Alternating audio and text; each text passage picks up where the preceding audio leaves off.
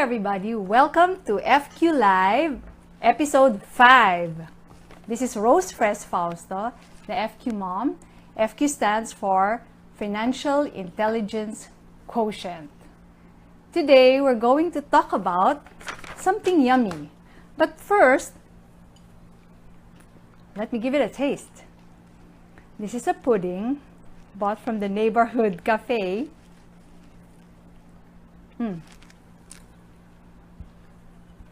Pretty good. Then we got a drink. So, maybe you're wondering, why am I starting by tasting a pudding? Because our article for today, to those who have already read, is entitled, "The Proof of the Pudding is in the Eating." To those of you who haven't read it yet, don't worry, we will be providing the link to the article. So, what does that saying, "the proof of the pudding is in the eating," really mean? It just means that the efficacy or the real value of something can only be judged from the results, from the personal experience, and not from the appearance or probably the beauty of the theory behind it. So that is what it means, that favorite saying of mine, that the proof of the pudding is in the eating. Excuse me. You know, I sometimes call my sons my pudding because this saying can be applied in many aspects of life, be it in the laws that we enact. Do we have empirical data that this really works? And in the same thing with it's the same thing with parenting. No matter how great the parenting tips that you're doing, but if you are not happy with how your children are turning out to be, then maybe some tweaking needs to be done. I would call them every so often my pudding, my boys, Martin, Enrique, and Anton, because really my credibility as a resource person on parenting really comes from them. You know, people who would write books about parenting are either psychologists, people who study child development, or probably even celebrities who land a book deal, even if they are not yet done with their, so to speak, baking of their pudding. But I was none of the above. I was an investment banker turned full-time homemaker who happened to have a little bit more time in her hands, so I was doing a lot of journaling about my parenting.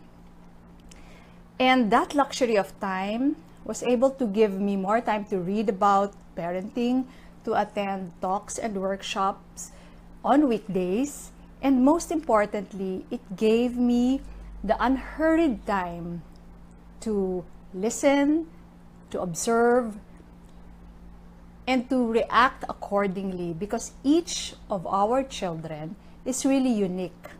Each of them is unique, no matter how similar they are, even if you feed them the same food, room them in the same house, they are really unique. So it's very important that you're able to respond accordingly. You know, for those who have read that book, Raising Pinoy Boys, and who have read my articles, you probably know that I had a lot of hesitations before I wrote that first book because I was uncomfortable about the undue pressure that I would be putting on my sons. However, you know, midlife gives you the guts, and it also coincided with that midlife need to contribute something to society beyond your immediate circle of family. And so I just did it. So aside from the many lessons that I shared in that book and in my articles, there is one more thing that I'd like to share with the parents out there and the would-be parents. I'd like you to have confidence in your children. Be confident in them. You know, I was able to have this sense of confidence, and I consider it a gift early on in their childhood. I know that they are far from being perfect. However, I was able to witness how they struggled, how they succeeded, and also how they failed and how they were when they were in despair. But somehow that confidence in me made me feel that despite all this, they will be all right. So that is what I would always say to parents. So don't worry too much, no. Have a little bit more confidence in your children. However, sometimes they would give me responses such as, iba ka naman kasi, your children are different because they're very confident. Which reminds me, this is very much like the chicken and egg situation. Which comes first, the chicken or the egg? So in the same light, which comes first, the confidence of your children or your confidence in them? So this is my call and my wish to all parents. Be a little bit more confident in your children. And showing confidence in your children doesn't necessarily mean showering them with you're so good, you're the best. In fact, sometimes we overdo the praises, and then sometimes even come up with false praises. And false praises are quite dangerous because they are a hindrance to developing confidence. Why? Because your children will feel that there is a disparity between what is excellent for mama and papa at home and what is really excellent out there, outside of the comforts of our home. So be very careful about that. Another way of, another confidence killer, if I may, is the exaggerated mantra of parents, which is, I only want my children to be happy. Of course, every parent wants his or her children to be happy, but let's not overdo that also, because when we do that, we deprive them of the taste of hunger, of the taste of hardship. And why? What does hardship do? Hardship somehow develops their adversity quotient, and that is very important. It's a very important life skill. Confidence building has something to do about restraint in not giving everything that we can afford to give our children. We should make a little room for hunger. And when I say hunger, I mean it in the metaphorical sense of the word. Huwag niyo namang gutumin yung anak niyo. When I say hunger, leave something for them to aspire for, to work hard for. You know, one more thing about confidence building is that you have to allow them to fight their own battles. Yes, aside from the restraint in giving them all the pleasures, you have to allow your children to fight their own battles. Huwag susugod agad sa school. Attacking the teacher when your children didn't get a grade that would qualify him or her in the honors roll. I remember when the boys were a little younger, they would sometimes come home and say, Mama, teacher was not very fair, la la la la la. So I would listen to their story, and then in the end, I would ask them, so do you want me to talk to teacher?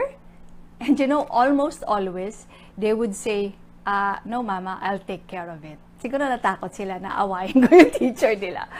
But fortunately, I never did. Wala akong inaway na teacher ng mga anak ko. So, it's the same thing with the fights that your children will have with their classmates, with their friends, their neighbors. Don't always be so fast to the rescue. Some parents would even rant on Facebook na this kid is blah, blah, blah. Let your kids fight their own battles. And when you do that, you know what you're teaching them? You are teaching them the ability to negotiate, another very important life skill. And of course, how can I forget, when you raise your children to have high FQ, it also builds confidence. When they see that they are good with money, that they can grow their assets, and they have control over their spending habits, then that's confidence in themselves. It's actually added poggy points if they see their assets growing in their balance sheets. You know, recently, this was last year, I was invited to give a talk in a very huge conference. It's for Kerygma, and I was asked to share with them what family designs are important in having an awesome family.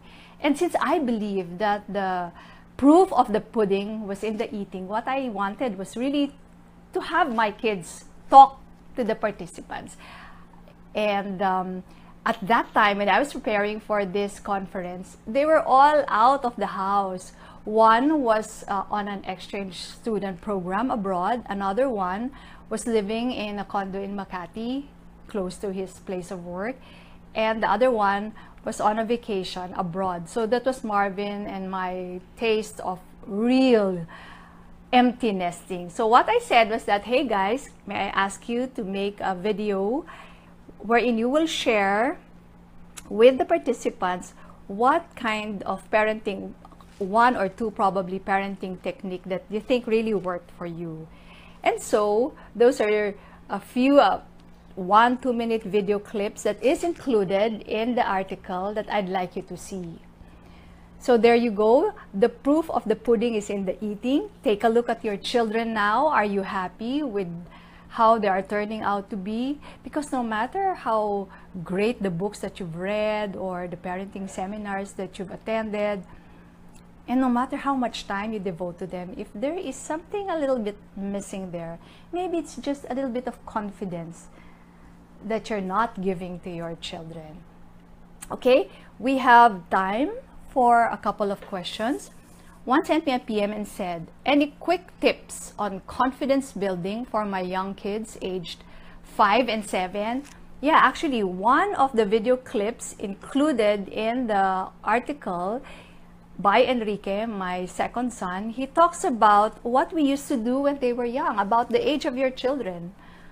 We, every night before our bedtime prayer, they would have an impromptu program.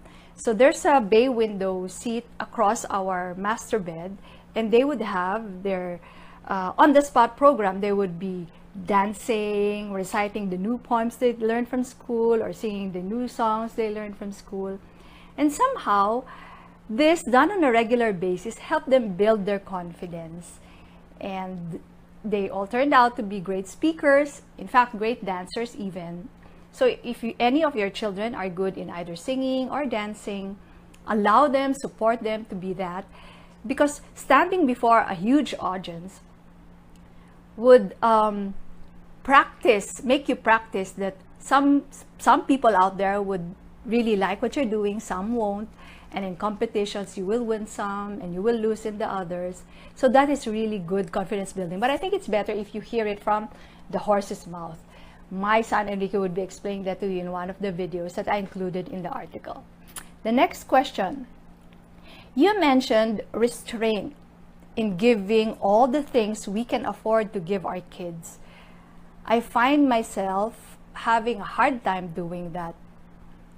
Any tips on that? Okay, it's really hard because all parents would really want to give everything that they could to their children. In Tagalog, we have this saying na isusubo mo na lang, pag hiningi ng anak mo, ibibigay mo, di ba? And I don't think there's any parent who never experienced this. When your child is sick, you would always pray to God, can I just be the one to get sick so that you spare my child? Yung mga ganong drama. So anyway, it's very good that you already acknowledge that you have a hard time restraining yourself from giving everything that you can afford to give your children. So that's step one already off your list. That's the first step to solving that problem. What I can probably suggest to you is to take a look at your intention.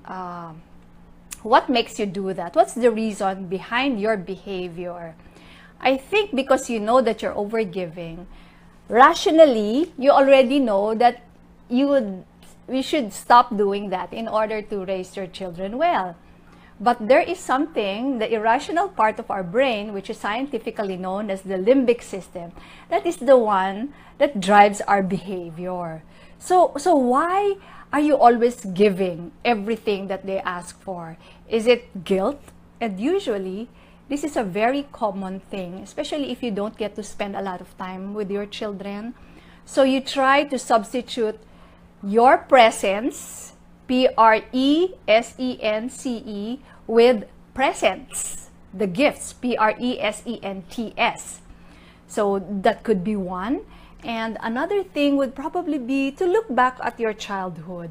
You know, one of my favorite exercises during my FQ workshops is the childhood money memory, wherein with some tools I help the participants go back to their childhood money memory. And in your case, probably try to recall what was it in your childhood. Baka naman you felt that you were deprived of a lot of the toys that you wanted your parents to buy for you. Malay ko, baka the Voltes 5 that you've always wanted to have, your parents would always say, I know we can't afford that. And now that you can afford, you would want to give everything that you can afford to your children. That is why, you know, that's a no-no when trying to restrain buying everything for your children. Instead of just saying, no, we can't afford that, I think it's better for you to explain the reason why you are not giving in to that whim. Kasi that's a very lazy way of saying it. No, we can't afford that. End of story. So when your children grow up, now that they can afford, they might end up buying a lot of stuff they don't really need. Anyway, so there you go. Again, I thank you for joining me this afternoon. By the way, later, Marvin and I would be at the Citibank Plaza. We will be talking about, again, how we raised our sons together with another couple. I think that's Rica Peralejo and her husband, the pastor. It will be at 4 o'clock. I'll also try to transmit that via FQLive. And again, I'd like to give you a recap of what we discussed about confidence building. Confidence building is not about giving false praises. Confidence building is not overdoing that I just want my children to be happy. And confidence building has a lot to do about restraint in giving all the pleasures that we can afford to give our children. Confidence building is allowing your children to fight their own battles. And of course, how can I forget? Confidence building is raising your children to have high FQ. Again, maraming salamat. See you at 4 o'clock and see you again next Wednesday. Cheers to confidence in our children. And cheers to high FQ.